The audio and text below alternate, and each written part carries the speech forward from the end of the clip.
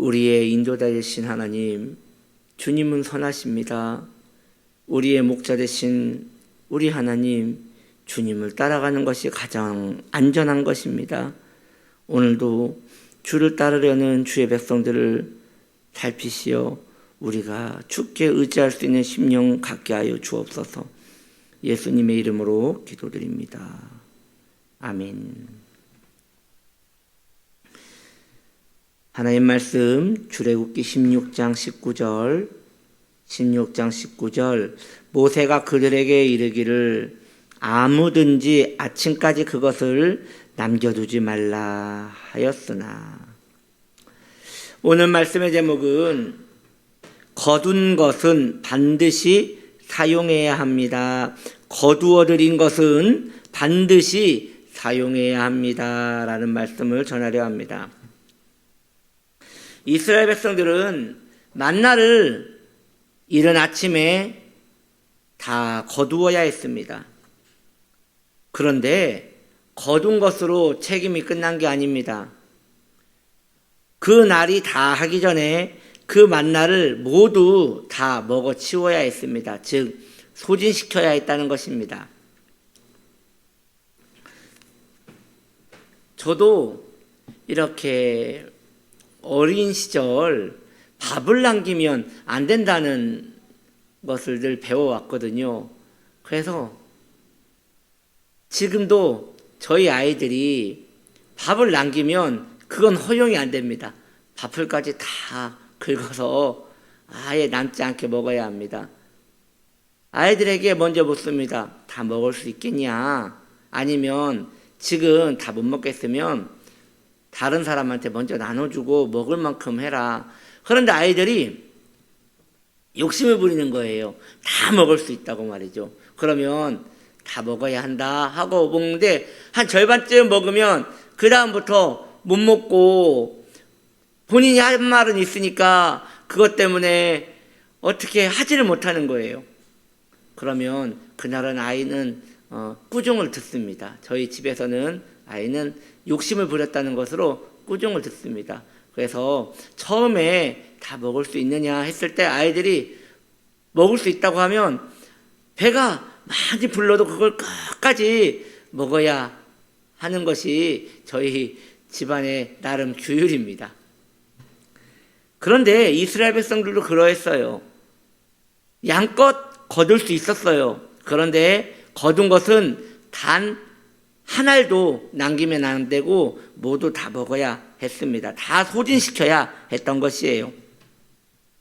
우리 생각에는 아니 먹고 남은 것은 버리면 될 것 아닌가. 내일 아침 되면 어차피 또 생겨날 것인데 먹고 남은 것은 버리면 될 것 아닌가 라고 생각했지만 성경은 그렇게 말씀하지 않습니다. 다른 명령을 내리시는 거예요. 남은 것이 없이 하라. 남은 것이 없어야 합니다. 그러므로 이스라엘 백성들은 가족들이 모두 힘을 합쳐서 그걸 다 먹어야 했어요. 욕심을 부려 너무 많이 가져왔다면 이웃집에 도움을 요청해서라도 그것을 다 소진했어야 했던 것입니다. 이처럼 진리의 말씀은 거두어들인 다음 그것을 모두 소진시켜야 합니다. 저는 말씀드립니다. 먼저 진리의 말씀, 은혜로운 하나님의 말씀을 여러분의 영혼을 위하여 자신의 영혼을 배불리십시오. 넘치도록 하나님의 말씀으로 흡족하게 배부르게 은혜를 누리십시오.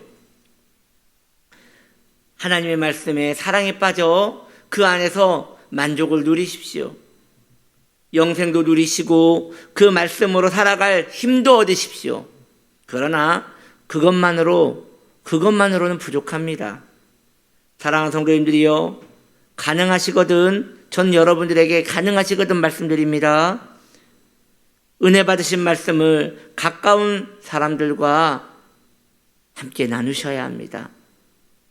할 수 있거든 여러분의 가까운 이들과 여러분이 받은 말씀으로 여러분이 받고 충분히 은혜 받고 남은 그 말씀으로 양육을 하셔야 합니다. 물론 저는 그리 쉽지 않은 여러분의 상황을 잘 알고 있습니다. 오늘날 우리의 삶은 말씀을 서로 나누는 사람들을 얻기가 얼마나 어려운지요. 그도 그럴 것이 이 시대 말입니다. 신앙 자체에 관심이 없는 시대 아니겠습니까? 그럼에도 불구하고 여러분들에게 당부드립니다.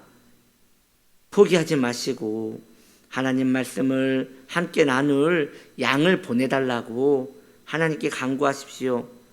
충분히 은혜를 받고 그저 소진시키지 마시고 그것을 다른 이와 나눌 수 있는 그러한 꿈을 꾸시고 그러한 이야기를 해보십시오.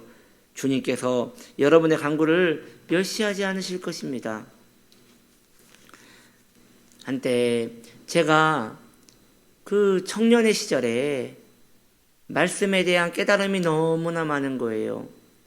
그때 너무 큰 은혜를 받아서 말씀 한 절을 3시간 동안 묵상을 한 적도 있었습니다.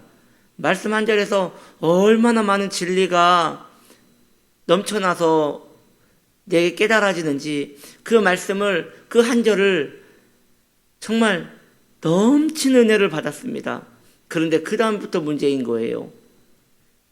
너무 큰 은혜를 받았는데 그것이 내 영혼을 충만하게 채워온 것도 고마웠지만 이게 제 안에서 이게 남아도는 거예요. 그런데 이 청년 시절에 지금은 목회자니까 우리 성도님들한테 이 넘쳐나는 걸 언제라도 예배 시간에도 양육 시간에도 전달할 수 있지만 누가 그 청년의 이야기를 들어준단 말입니까?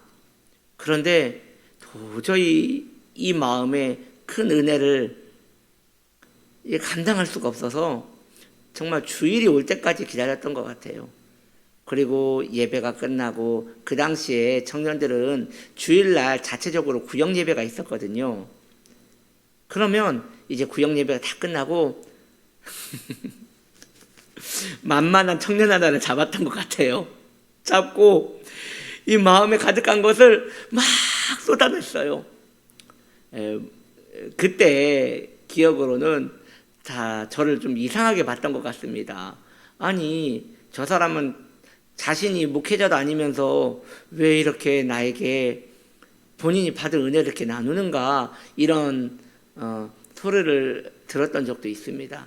예, 그렇습니다. 그렇게 자신이 받은 은혜를 나누는 것은 그렇게 쉬운 일은 아닙니다.